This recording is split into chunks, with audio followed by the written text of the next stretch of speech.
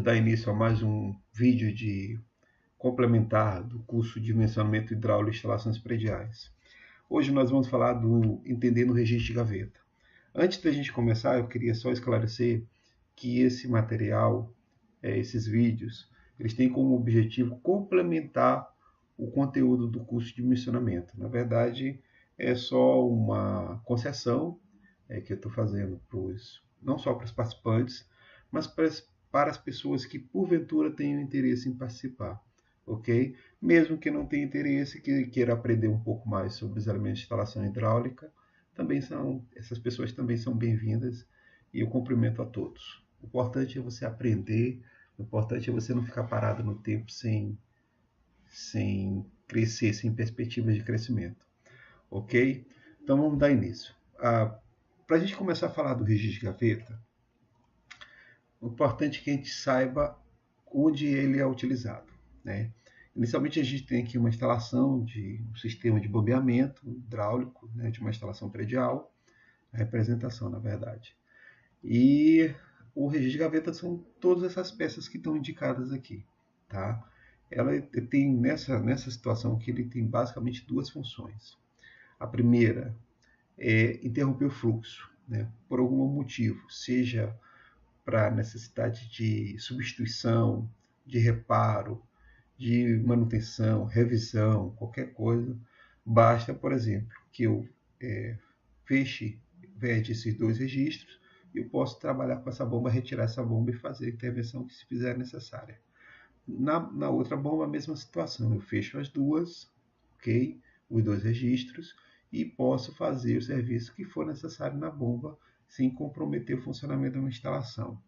Como consequência do fechamento, né, seja por manutenção ou seja por opção do usuário, eu tenho a outra função que seria a questão da determinação do fluxo, né, do sentido de escoamento da água.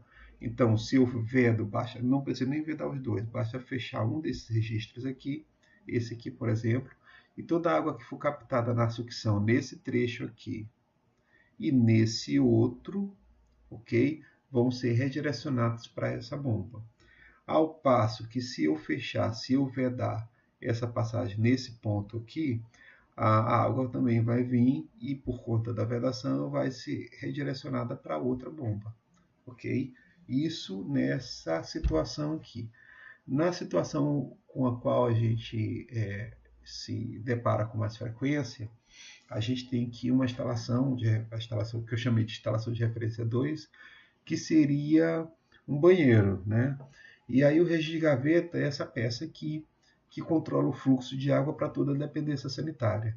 Ou seja, se eu precisar fazer qualquer manutenção, qualquer reparo, qualquer troca, né, basta que eu feche o registro e essa instalação fica sem água. Então eu preciso trocar o engate flexível que fica aqui no lavatório ou no vaso sanitário. Eu preciso substituir um joelho desse ou um T, ou trocar o registro de gaveta, de pressão, aliás.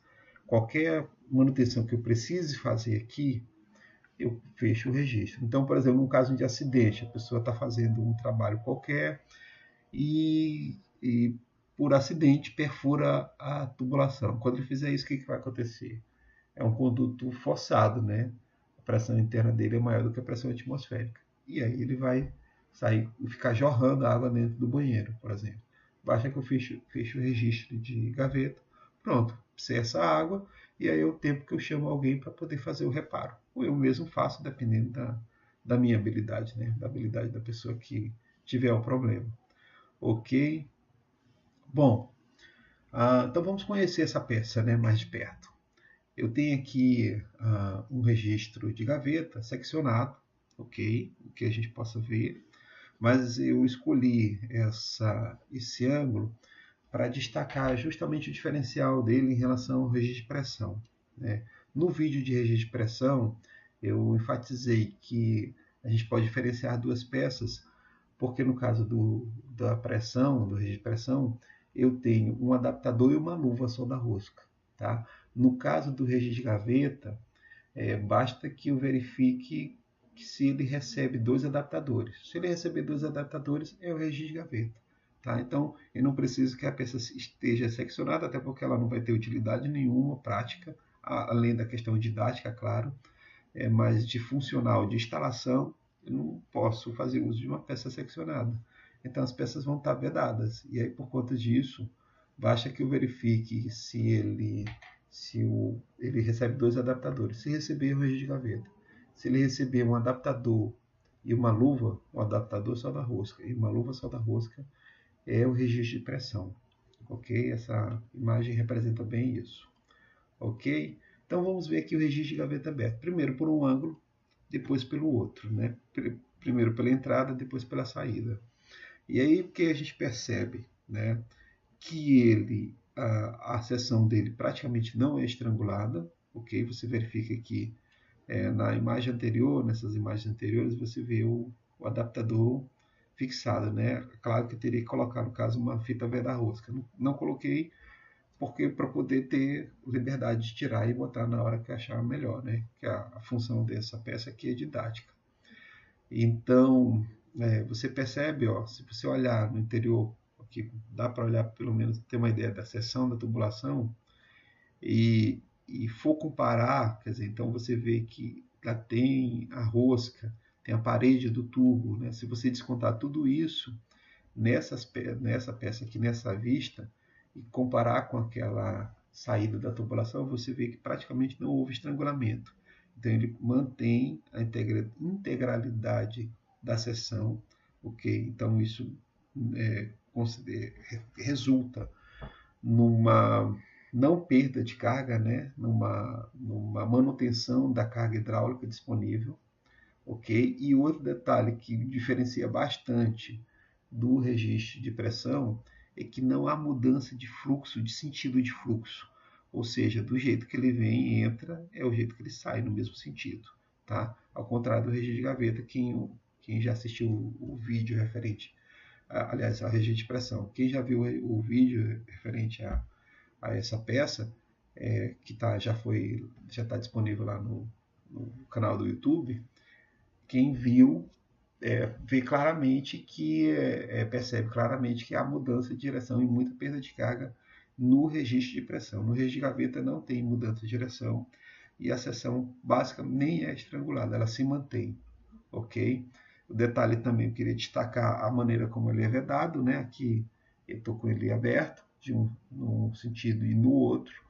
E nas próximas imagens, a gente percebe ele fechado. Então, é, você vê que não tem nada de extraordinário, né? Essa rosca, você gira aqui, aí ele vai deslocando essa peça, esse dispositivo que vê a passagem.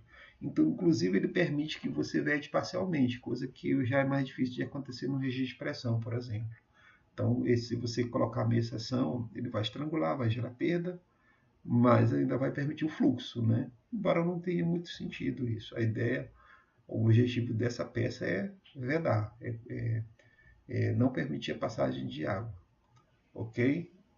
Então aqui ele fechado em um sentido e em outro, né? Você vê que a vedação dele é muito eficiente, ok? Ele acaba ocupando bem, então é um tipo de peça, até também pela questão do uso, do pouco uso, né? Poucas vezes você faz uso desse registro de gaveta, usualmente na sua casa, ele tem uma vida útil bem extensa, né? E aí realmente, e também não eu queria destacar que não é aconselhável que você vede parcialmente, porque você vai estar gerando uma carga, uma pressão aqui no dispositivo para o qual ele não foi dimensionado. Então, as chances dele vir a dar problema são um pouco maiores no caso de você deixar parcialmente vedado. Então é interessante ou que você vede totalmente ou que você deixe aberto, ok? Então, por conta dessas características, né, do não estrangulamento da seção e também da não mudança de direção, né, a manutenção do sentido do fluxo sem maiores problemas, ele apresenta, né, um comprimento equivalente bem menor do que o registro de pressão. A gente pode olhar aqui na tabela que o registro de gaveta, ó, ele apresenta um comprimento equivalente de 0,1 no no diâmetro de 20 milímetros, enquanto o registro de pressão apresenta um comprimento equivalente de 11,1. E assim, se a gente comparar de 0,1, 0,2, 0,3, 0,4, quer dizer, vai chegar a 1 metro já no diâmetro de 140 milímetros, correto? Que a gente nem tem disponível no mercado. No mercado atual, né, pelo menos usual de instalações, a gente tem diâmetros de até 110 milímetros, tá? Então seria 1 metro, no caso. Isso, 110 milímetros, 1 metro. É o comprimento máximo. Enquanto comprimento equivalente. Eu vou fazer um vídeo específico sobre essa questão do comprimento equivalente, mas assim, a rigor é o que você tira da peça, né? Se você tirar essa peça, qual é a extensão do tubo que você precisa colocar para ter a mesma perda de carga. Então, nesse caso aqui do diâmetro de 20 milímetros, se eu tirasse esse registro, bastaria que eu adicionasse um tubo de 10 centímetros que teria a mesma perda de carga. Enquanto no registro de globo aberto, que seria o registro de pressão, eu teria 11,1 metros. Né? Então, realmente uma diferença bem significativa. Ok? Bom, se você tiver interesse em aprender, se você quer aprender mais sobre instalações prediais, sobre dimensionamento principalmente, de todas as etapas, de todos os elementos que compõem uma instalação predial, eu sugiro que você acesse o site cpenge.com.br e inscreva-se no curso de dimensionamento hidráulico de instalações prediais. Um abraço a todos e muito obrigado pela atenção.